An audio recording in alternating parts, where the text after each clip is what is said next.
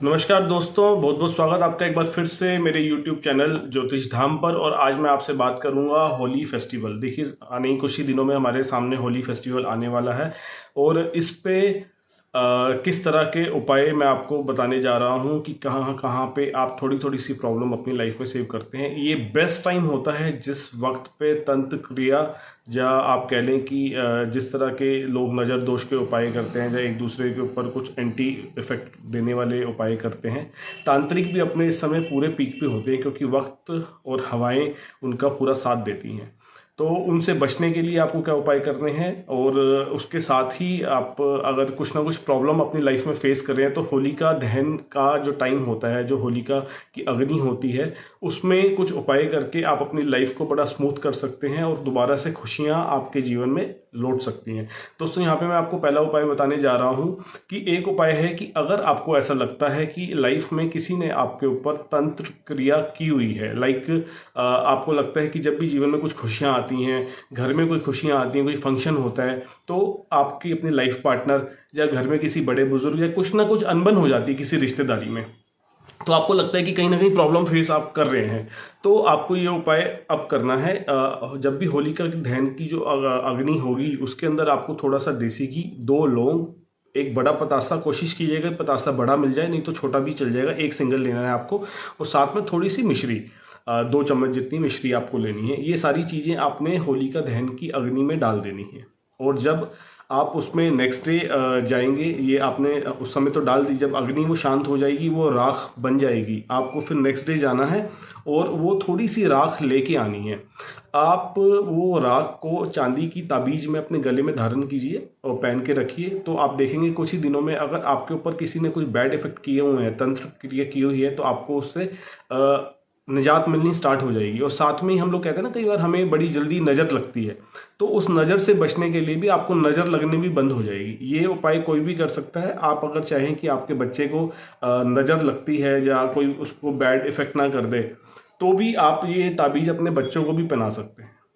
इसके साथ ही मैं आपको दूसरा उपाय बताऊंगा। दूसरा उपाय क्या है, अगर आप लोग में से कोई भी बिजनेस करता है तो देखिए, बिजनेस में 100 तरह की प्रॉब्लम है। आजकल कोविड का काल चल रहा है, वैसे ही कहीं ना कहीं बिजनेस में हम लोग थोड़े 100 तरह की टेंशन में है। अगर आपको लगता है कई सालों से आप अपने बिजनेस में कुछ लॉस फील कर रहे हैं, या आपको लगता है कि आपने कोई इन्वेस्टमेंट किया, उसका फ्रूटफुल रिजल्ट नहीं आ रहा, या आपको लगता है कि आपने किसी रिश्तेदार को या किसी दोस्त को या किसी भी बंदे को पैसा दी है, उसकी पैसा वापसी नहीं आ पा रही, तो होलिका के दहन के समय आपको उससे पहले एक अनार की कलम ले लीजिए।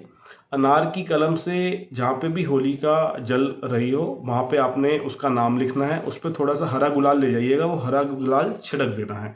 जब वो वहाँ पे अगले दिन शांत हो जाए होलिका की अग्नि, तो आपको थोड़ी सी राख लेके आनी है, मुट्ठी भर, और उसको किसी भी नेक्स्ट डे या उससे भी नेक्स्ट डे, एक आध दिन आप ले सकते हैं, क्योंकि होलिका के टाइम पे आप बिजी होंगे, तो आप विद इन 3-4 डेज आप उस राख को किसी भी चलते हुए साफ पानी में जल प्रवाह कर दें और अपनी प्रार्थना करें कि सब कुछ ठीक हो जाए। तो आप देखेंगे थोड़े ही दिनों में आपको इसके इफेक्ट आने लग गए।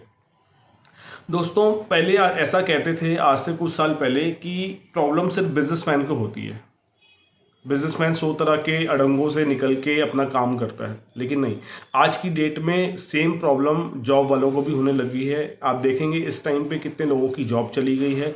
जॉब के साथ साथ जो लोग जॉब कर भी रहे हैं, अगर जॉब नहीं गई है, तो वो ऑफिस पॉलिटिक्स के समय इतने प्रेशर में हैं, कोई बता नहीं सकता। और साथ ही मैं इतनी सारी कुंडलियाँ देखता हूँ तो देखिए बड़ी प्रॉब्लम है इस समय। जॉब में भी बहुत प्रॉब्लम। बिजनेसमैन को तो देखो अप डाउन की आदत होती है, वो हर वक्त को समेट लेता है कि कैसा अप डाउन आएगा, लेकिन जॉब वाले को ये आदत नहीं होती। उसे हर मंथली तनख्वाह आने का जो योग है ना, वो बनता है, और जब वो कहीं ना कहीं होती है तो वो इतनी प्रॉब्लम फेस नहीं कर पाता। इस समय बॉसेस भी बहुत ज़्यादा पीक पे हैं, क्योंकि बॉस का बॉस भी उसको दिक्कत दे रहा है। तो आप कहीं भी ऑफिस पॉलिटिक्स के शिकार हैं, या आपका बॉस आपको तंग कर रहा है, तो आपको अपने अच्छे के लिए प्रार्थना करनी है, किसी के बुरे के लिए प्रार्थना नहीं करनी है। आपको होलिका दहन की उल्टी परिक्रमा करनी है, मतलब आपको एंटी क्लॉकवाइज करना है जो होलिका दहन में है। और उसमें आग की जड़ एक ले लीजिएगा, आप आजकल में ले लीजिए, कोई दिक्कत नहीं है, पहले घर पे रह जाए। आग की जड़ को उसमें डालना है और अपने अच्छे के लिए कामना करना है, जो प्रॉब्लम आप फेस कर रहे हैं और मैं रिपीट कर रहा हूँ, आपको किसी के लिए बुरा नहीं करना, कहीं आप कहें कि मेरा बॉस मुझे तंग कर रहा है, इसके साथ ऐसा कुछ हो जाए, नहीं। आपको अपने अच्छे के लिए प्रार्थना करनी है, किसी के लिए बुराई बोलनी नहीं है। आप अपने अच्छे के लिए प्रार्थना कीजिए और आप देखेंगे कुछ ही दिनों में आपको उसके अच्छे रिजल्ट आने लग गए। और इसके इतने अच्छे रिजल्ट आते हैं कि आपको खुद लगेगा कि मतलब खुद ही आपको लाइफ में बड़ी खुशियाँ फील होंगी। इसके साथ मैं आपको एक मेजर उपाय बताने जा रहा हूँ, जो लास्ट उपाय है वो है, अगर हमें कई बार क्या लगता है समटाइम्स कि लाइफ में से खुशियाँ ख़त्म हो गई हैं, हम लोग बड़े नेगेटिव होते जाते हैं, डे बाय डे डिप्रेस होते जाते हैं।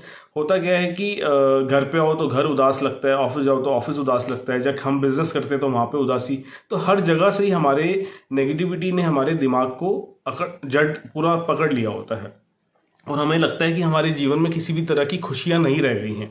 तो उन लोगों के लिए मैं ये उपाय बता रहा हूँ। 7 आपने कोड़ियाँ लेनी हैं, अपने सर से 7 बार एंटी क्लॉकवाइज घुमानी है।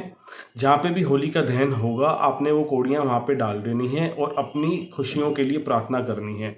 आप देखेंगे थोड़े ही दिनों में आप खुश रहने लग जाएंगे और आपके घर से नेगेटिविटी दूर हो जाएगी और आपको हर माहौल में एडजस्ट होने की आदत पड़ जाएगी। हर माहौल में adjust in the sense of कि आप फील करेंगे कि अब खुशियाँ वापस लौट के आने लग गई हैं। आप जहाँ भी फंक्शंस में या त्यौहार में या कहीं पे भी अपने रिश्तेदारी में जाएंगे, आप खुश फील करना स्टार्ट करेंगे।